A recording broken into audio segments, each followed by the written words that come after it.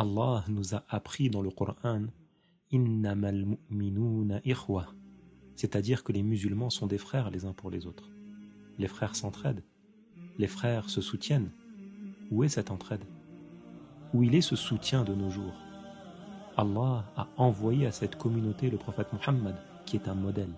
Le prophète Muhammad, alayhi salatu wassalam, qui éduque par ses actes et par ses paroles. Al-Bukhari rapporte que le messager de Dieu, sallallahu alayhi wa sallam, a dit « La yu'minu ahadukum hatta yuhibba li akhihi ma yuhibbu li nafsihi » Ça veut dire que le musulman, il n'atteindra une foi complète, ce ne sera un musulman accompli qu'à condition qu'il aime pour son frère ce qu'il aime pour lui-même.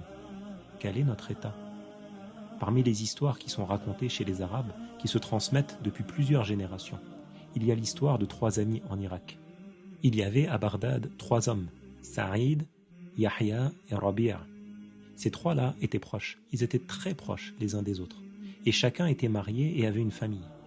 Tous les 3 faisaient du commerce, et ils se rencontraient régulièrement quand ils allaient au marché pour acheter ou vendre des marchandises, que ce soit de la nourriture, que ce soit des vêtements, des boissons ou autres. Une année, le jour du Eid arrivait, et Saïd était dans une grande difficulté financière. Il en a parlé avec sa femme, et sa femme lui a dit « Toi et moi, on peut patienter dans cette épreuve, mais comment ça va se passer avec nos enfants? Nos enfants, ils ont vu que les enfants des voisins, ils avaient reçu des cadeaux.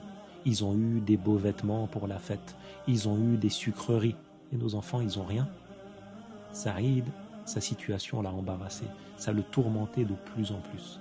Il a réfléchi, il a longuement réfléchi, et il s'est dit « Je vais envoyer une lettre à mon ami Yahya pour lui décrire cette grande difficulté dans laquelle je me trouve, et je vais lui demander de me prêter rapidement de l'argent que je lui rendrai 1 mois après l'Eid, Inch'Allah. » Saïd a écrit sa lettre, et il a confié le document au plus grand de ses fils pour qu'il le ramène le plus vite possible chez Yahya.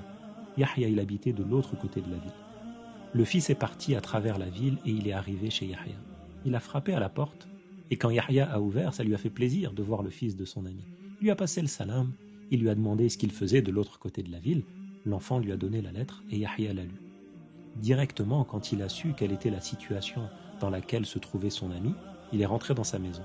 Il est parti vers une armoire de laquelle il a sorti une bourse rouge qui était scellée et dans laquelle se trouvaient 1000 dirhams, 1000 pièces d'argent. Il a donné cette bourse au fils de Saïd pour qu'il la remette à son père, et l'enfant a repris le chemin pour rentrer chez lui. Le fils de Saïd, une fois arrivé à la maison, il a donné la bourse à son père. Ce prêt, ça a enlevé un poids sur les épaules de Saïd, ça le soulageait. Quand un peu plus tard, Saïd allait ouvrir la bourse, il a entendu à ce moment-là quelqu'un taper à la porte. Il est parti ouvrir. Et il a trouvé le fils de son autre ami, Rabi', qui était là avec une lettre écrite par son père. Il a pris la lettre, et dans cette lettre, Rabi' se plaignait lui aussi de difficultés financières. Et il demandait à Saïd de bien vouloir l'aider pour surmonter cette épreuve en lui prêtant de l'argent. Saïd n'a pas hésité. Il a tendu la bourse qu'il avait entre les mains au fils de Rabi', cette bourse rouge qui était toujours scellée et dans laquelle il y avait 1000 dirhams. Et l'enfant a repris le chemin de sa maison avec cet argent. Quelques heures sont passées et Saïd, qui était dans sa maison, entend frapper à la porte de nouveau. Il ouvre et il voit Yahya, son ami à qui il a emprunté l'argent. Il était là, devant lui. Yahya était là, avec entre ses mains une bourse rouge scellée. Saïd, il ne s'attendait pas à voir son ami chez lui, et encore moins avec la bourse qu'il lui avait prêtée là, entre ses mains, sur le pas de sa porte. Yahya lui a demandé « Est-ce que tu peux me dire ce que tu as fait de l'argent que je t'ai envoyé ?» Alors Saïd, il lui a raconté ce qui s'est passé. Il lui a raconté son besoin d'argent, il lui a raconté l'envoi de son fils et la venue du fils de Rabi' à qui il a donné la fameuse bourse rouge. Puis il lui a demandé « Mais comment est-ce que cette bourse, elle peut être entre tes mains alors que je l'ai envoyée chez Rabi'? » Yahya lui a dit « Quand j'ai reçu ta lettre dans laquelle tu me demandais de t'aider, je n'avais pas d'autre argent que cette bourse. Alors je te l'ai remise, puis j'ai écrit une lettre à Rabi' pour lui demander de m'aider.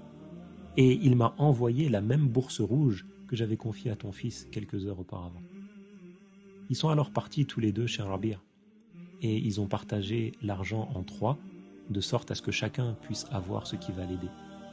Cette situation, elle est remontée jusqu'à parvenir aux oreilles du calife, qui a aimé leur comportement et le soutien dont ils avaient fait preuve les uns envers les autres. Le calife a envoyé un émissaire pour les chercher.